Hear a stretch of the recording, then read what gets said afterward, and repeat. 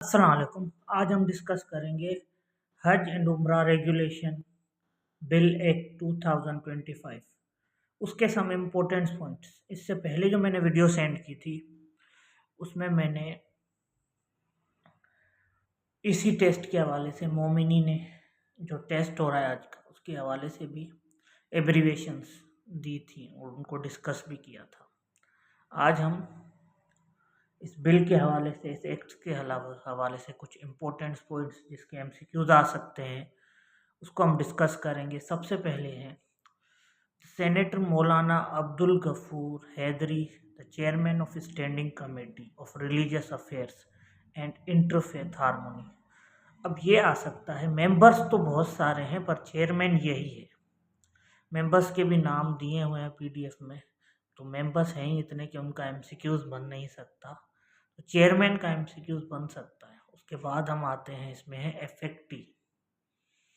एफेक्टी means हुजाज who suffered by hardship और financial loss. अब इसका मतलब है एक ऐसा हाजी जो किसी फाइनेंशियल लॉस की वजह से मसले में हो, तो उसको हम क्या कहते हैं? एफेक्टी कहते हैं। नेक्स्ट,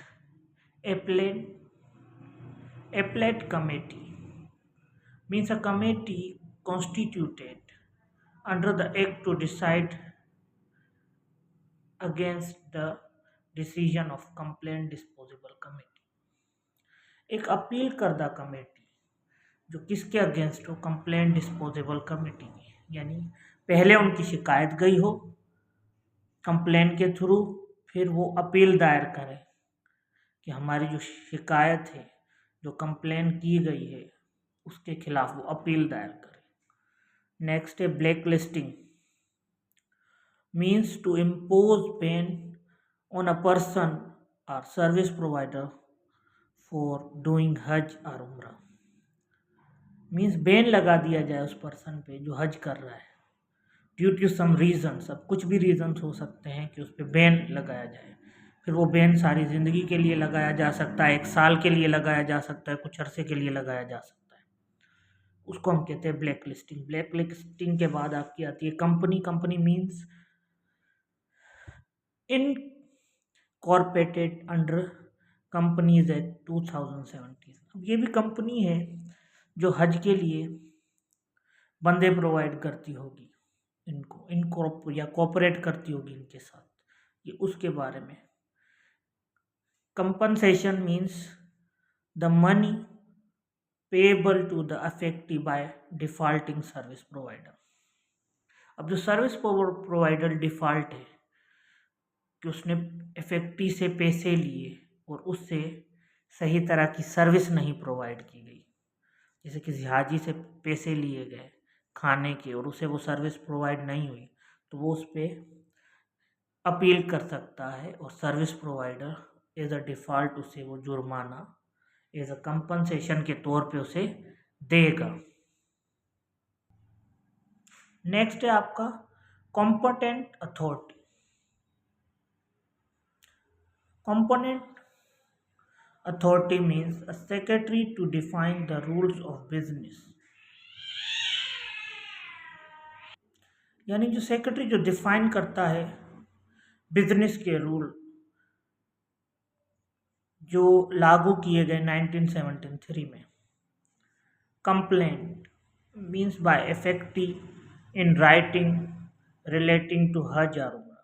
अब कोई इफेक्टी अगर कंप्लेन करता है तो उसे कंप्लेन कहते हैं, यानी वो अपनी हज के दौरान अगर कोई कंप्लेन करता है, उसके साथ कोई डिफ़ॉल्ट हुआ है या उसको कोई चीज़ प्रोवाइड नहीं की गई, उसकी वो कंप्लेन करता है, तो ये आपकी कंप्लेन में आएगी। Decision means order to division concern by applicant committee. अब डिसीजन क्या लिया जाता है? जब एप्लीकेंट अपील दाखिल कोई करता है कि उसके साथ कोई नाजायज़ी हुई है या उसके पैसे खाए गए हैं, तो उसके ऊपर क्या डिसीजंस लिए जाते हैं? Default means who committed violations of any provision. अब हम जो हज उम्रे पे जाते हैं या जो ऑर्गेनाइज़र होते हैं वो कोई डिफ़ॉल्ट करे या हुजाज कोई डिफ़ॉल्ट करे, कोई गलती करे, या कोई वायलेशन करे, झगड़ा करे, तो उसको हम क्या कहते हैं, डिफ़ॉल्टर कहते हैं। Next, donation means sum to be received or transferred fund as a donation.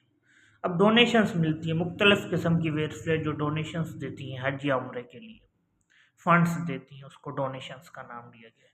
Dues, dues means any type of dues which against the organiser in relation of premiums fee. अब जो ऑर्गेनाइजर है, हज को organise करता है, उम्रे को, उसके खिलाफ कोई भी ड्यूज़ होंगे, क्योंकि वो अपने बंदे लेकर जाता है, तो उसके कोई भी ड्यूज़ होंगे बकाया, तो वो अपने ड्यूज़ भी क्या करेगा, पे करेगा। सर्विस प्रोवाइडर एग्रीमेंट, SPA, इसकी मैंने एब्रीवेशंस में भी बताया था, इसको शॉर्ट में SPA कहते हैं। Agreement sign by division executed and company. अब जो सर्विस प्रोवाइड कर रहा है और जो कंपनी वो सर्विस प्रोवाइड कर रही है, उनके बीच में जो एग्रीमेंट होता है उसको कहते हैं, वो सर्विस प्रोवाइडर लेता है। देन अगेन हम आ जाते हैं उम्रा group organiser, UGO, service provider, duty enrolled by the division concern.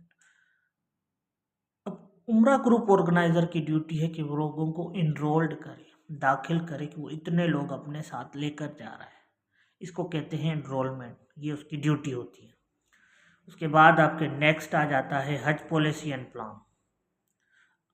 हज पॉलिसी एंड प्लान में ऑल अफेयर्स ऑफ द हज थ्रो दिस लाइक हज कोटा, हज एक्सपेंसेस, हज पैकेज, ETC।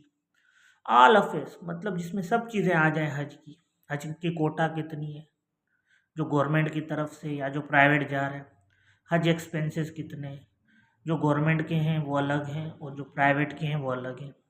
हज का पैकेज बंदों के हिसाब से, जितने ज़्यादा बंदे होंगे उतना पैकेज क्या होगा, कम होगा, जितना ग्रुप ऑफ पीपल्स होंगे उतना पैकेज क्या होगा, कम होगा। It is approved by federal government and notified by official gazette.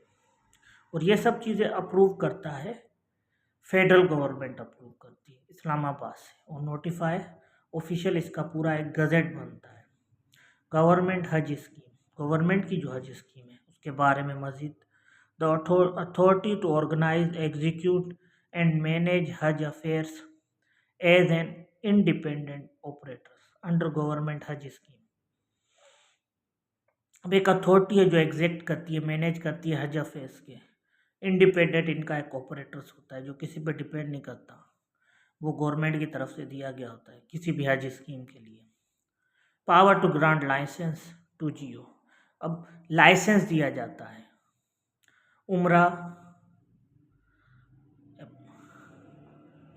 उम्रा ग्रुप ऑर्गेनाइजर को लाइसेंस दिया जाता है।